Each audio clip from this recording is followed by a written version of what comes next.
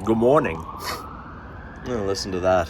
Anyway, I started the Q&A video and someone asked about what's in an ifak and a med pack, and that ended up in a 20-minute rant. So I thought I'd make that a separate video altogether for you. Hope you enjoy.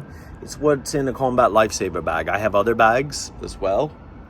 This one's actually a virgin, but it's better to have it and not to need it. So I thought eventually, I don't know when I'm going to have time to film another YouTube video, but maybe I might do a video on different pre-hospital medical education programs in the UK, in Europe, civilian and military. Different ones I've attended, what I've learned, what I thought about them, different places that you might be able to go to get this sort of training, where you can do online remote training and then an in-person training, and see what you might think about it. Would you like a video like that in the future? Let me know in the comments. But I hope you enjoy. Here's what's in my CLS bag. This is my everyday carry for in the car. Simply slung around one of the headrests, so it's ready to go. Enjoy. This is not an ifak, this is a CLS bag, Combat Lifesavers bag. But before I get into it all, I've also got a Polish blood transfusion kit. Those are new into the war from sometime into 23, and this is widespread. So I'm just going to talk about a lot of that stuff. I'm going to talk about Kobzar as well, and it'll go as long as it goes.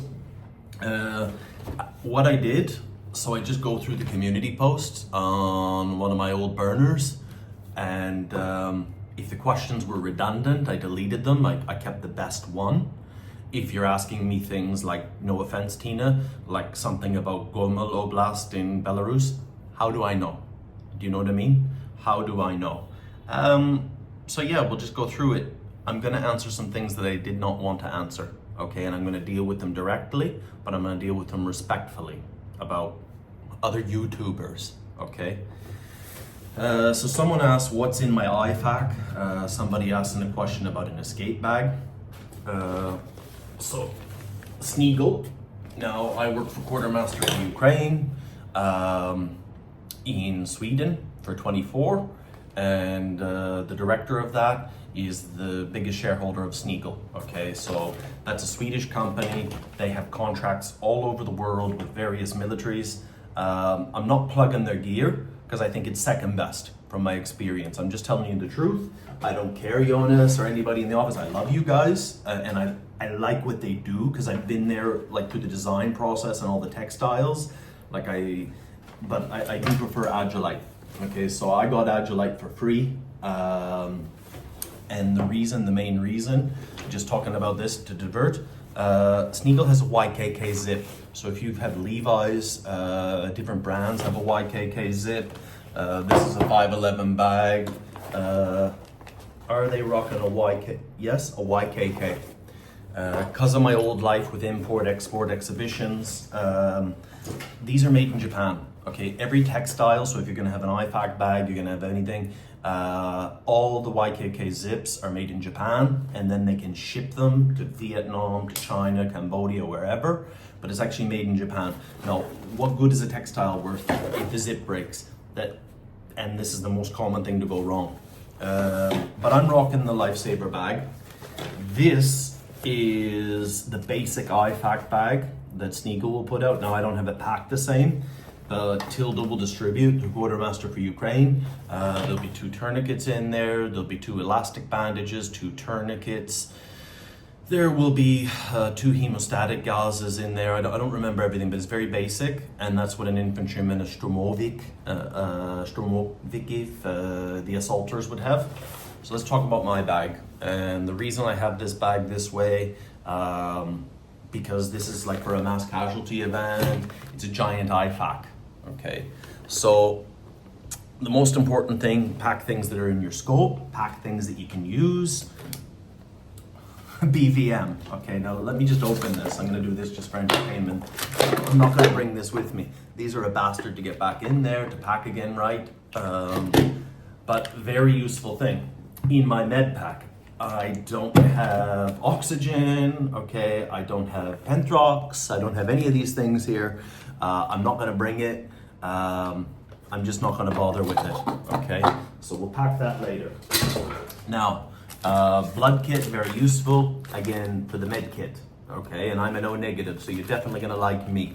Those are really, really cool. That's coming all across TACMed. It's slowly getting disseminated through the Tactical Combat Casualty Care. An expert could tell you where they're at with that now. But that whole blood transfusions in the field. I've never done one. I want to do the training again. There's a 4-day course. I've only taken the 1 day. Get on with the bag.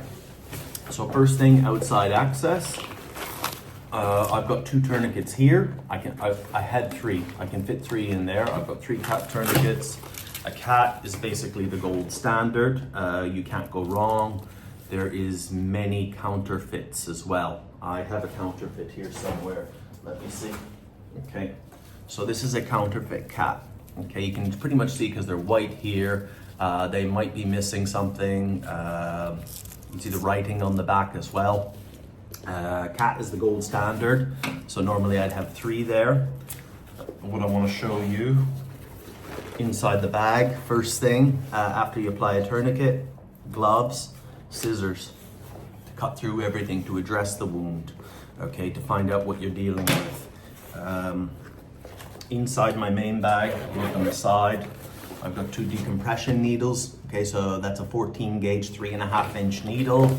Okay, mid-clavicular line, 2nd intercostal, okay, mid-axillar, 4th or 5th. That is to let air out, okay? When you have a compression inside, pneumothorax, pressure on the lungs, tension pneumothorax, pressure on the heart, okay? And literally, like the movies. They can get clogged up. It's good to have more. Some people say they fail. I've only ever done 2 in real life. I've never failed, okay? Which is cool. You could also use a 14 gauge needle. They come in 10 gauge as well, bigger. If you're in civilian medicine, you got to be careful with pediatrics, geriatrics as well, because I can actually go too far. The average Ukrainian fighting age male, well, if you're old enough for infantry, is 40 plus. I'm getting there. Inside the bag, so the main bit here, I have 3 compression bandages. Okay. If turned right, okay, with a compression bandage, I'm not going to waste one here. I have lots of different ones. What's that, an Olas? Okay, so they come many different ways. If you turn it right with the cup, it actually puts about 30 pounds of pressure direct on the wound without cutting off the other circulation. Okay, so I've got 3 of those in there. This is classed as a compression bandage, but it is not. So I'll talk about this. I would never, I'm gonna get in trouble. Well, no, I'm not. I wouldn't give this to an infantry soldier. I maybe if they had competent combat life experience, combat lifesaver experience education. It's not a pressure bandage as such. The way it's made with a glue, it's a different type of fashion. It can come off, but it's a very, very good bandage. Just to talk about that, so I've got here, what have I got? 1, 2 Nipro tourniquets. Now I'm not sure what generation this is because I'm not up on this. Okay, so December 24, these were produced. I don't know personally if the problem with Nipros have been addressed, but I'm just going to show you here. Go through it. So this is a windlass. Okay, so when you put it on as tight as I can around, here you go, Brandon. So just show you. When I actually put a tourniquet on, tight as I can around the arm, and then the actual windlass motion here. So I might run this through for extra security. 1 turn, 2 turns, 3 turns till the bleeding stops. Okay, there's no rule to it. But inside there's another bit of fabric. So what the problem was with the Nipro tourniquet, that fabric, that string inside there over time, that was releasing. So over the period of a prolonged evacuation, maybe in 30, 40 minutes or less, I don't have the facts, it's anecdotal from what I know, that material would give out and it would loosen. First time I ever did a secondary tourniquet application, or when I reset a tourniquet, it was a slow bleed, boom, boom, boom. So What type of tourniquet was that? I don't remember. Was it a counterfeit? Was it a real one? Was it not applied correctly? And I just simply turned the windlass again until the bleeding stopped. That man was 20 minutes from surgery, okay? Because we had 65 casualties that day on that assault with 1st Armored Brigade and the remnants of Azov from Mariupol on the Zaporizhia front. But it all depends on your timing. A lot of these things, you need good standards for soldiers, and it should be the same across the board, okay? But then when you have some medical education, when you have medical experience, when you're working in a medicina rota, medical rota, or you're a combat medic, or a felcher, a sanitat, you can start to do options, not answers. For soldiers at the basic level, it needs to be answers and direct. This is my opinion, okay? From experience, okay? So moving on from there, I've got hyphen chest seals, okay? So if I had a penetration, okay, in my thorax, could be anywhere, okay? Anywhere on the core of the body, I can occlude that. It's a sticky dressing, okay? They're very expensive. I'm not going to open it now. And this is a vented hyphen chest seal. So I actually have a vent so I can release air. Okay, so we can release the air, we can seal it so more air doesn't get in, depending on the size of the wound, maybe a bit bigger than that, okay. Not going to get into the physics of it. And then I've got fox chest seals. I've got 2 fox chest seals in here. They're singles. I was an advocate in Quartermaster for Ukraine that we should keep buying these because they're cost effective to get to everybody. It doesn't have the vent on it. But if air builds up again in that thorax, you can release it. You always want to wipe them because they're sweaty. They sweat so much, there's so much blood. Wipe it clean so you have a good occlusion, but you can rip it up and you can burp the wound. Okay, so that can be addressed during a prolonged field care situation. Moving on, compression gauze. Okay, so this here you kind of have to, it's like a brick. You have to rip at it and make it into a ball and pack it into that wound. It's very good, okay, to wipe that wound clean and to actually see where the blood's coming out, identify the artery or the venous bleed, and to pack it into a ball to force directly against where the blood's coming from. So you can pack that in there and you can make like a mountain on the top and keep applying pressure. Now we'll get into hemostatic gauzes. I basically got all 3 of them of the war. And this is packed this reason just because I have so much of it. You've got your quick clot, American, a hemostatic agent. It aids in blood clotting, okay? So it's not gonna save you, pressure is gonna save you. Keeping the body warm, so your clotting factors can actually work. In hypothermia, it's not gonna work, okay? In states of shock. So you have to address these things. It's not a miracle product. The 2 main ones, Celox, I believe, is British. It's very hard and coarse, and sometimes you'll see powder on it, where the quick clot is very, very, very soft, okay? So it's easier to malleable, to pack into a deeper wound, okay? Like a deep and narrow wound, okay? I just find it much easier to work with, and I've used a fair bit of this. Celox as well, it's much harder, much coarser. Stay away from the Celox granules, like a sponge, because it doesn't work on the principle of pressure, and also it creates a real mess internally, especially for something like a junctional wound. If it was an iliac, if it was a brachial, okay, if it was a clavicular, no, you wouldn't be packing subclavicular, but anyway, Ukrainian brand, Provospas. This is quite effective and it's abundant in Ukraine. You cannot buy this abroad. The contract is tied up with the Ministry of Defense. It's effective, but nothing replaces pressure, okay? That's pretty much it. I've got 3 elastic bandages as well. I've got some leukoplast tape. I've got a second pair of scissors. And we'll move right on here to moon blankets. Not a big fan of them. What they're really good for? Well, of course, if it's all you've got to wrap somebody, we've got enough of these till World War V, okay? Because so many aid agencies, oh, that's cheap, I'll buy 1,000 of those. Yeah, it's cheap. They're really good to make an improvised, God, where's my voice today? Like a SAM, not a junctional tourniquet, a hip binder. What's the term for it? I'm having a retarded day today. To secure the hips, okay, if you have a hip fracture, okay.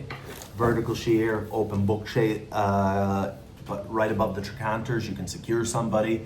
If you've got so many of them and you've got nothing else, I mean, you could use a boot string, you could use a Chinese tourniquet, an ineffective tourniquet. Secure the legs, secure the hips for transport, okay? Because if you have a shear, especially a vertical shear, like if you fell, like even off a tank, and your leg went funny, you could actually break your hips this way. Think about all the vital arteries there. There's enough space in between there in the bladder, the hips, just all my terms are gone today. Do you know how much blood could pool there? All your blood. Like a leg could hold about 1.5 liters, okay? That's why we're always doing things like splinting, okay? Because when bones break, they become very sharp, they become very jagged, and you could cut more in there. The risk of internal bleeding is already very high with fractures, but just to secure that, okay, to get that to the big boys, which I am not. So got that. Generally, the medicine has moved away from the nasopharyngeal airways. Okay, so it just simply goes, these are the brand, what's the brand? Rush. These are the more expensive ones. They're a lot softer. Imagine that going all the way up there. Ooh. Okay. To help secure an airway, if you think you're going to lose an airway. The size, the diameter is actually not so important as the length. Okay, so you want to see that beyond the palate. You want to see it go beyond there. So we have a semi-secure airway if you think you're going to have airway troubles. But there's been a lot of complications with them in the war, okay? People who have, I forget what the bone is called. It's not the tricuspis. That's a heart valve. I used to know all this stuff when I studied it and I did the tests, but basically the bones in here can break. If you can see bleeding coming out of the nose, you could also have a concussion. There could be a blast. There could be internal complications. People are moving away from these in this combat stage. Again, I'm going to use something like this or an OPA, oral pharyngeal airway, for when I'm going to pump. It's an adjunct. Okay, I may not need it. It's options, not answers. But we'll just move on from there. God, we're already 16 minutes into this. Might be a YouTube video all on its own.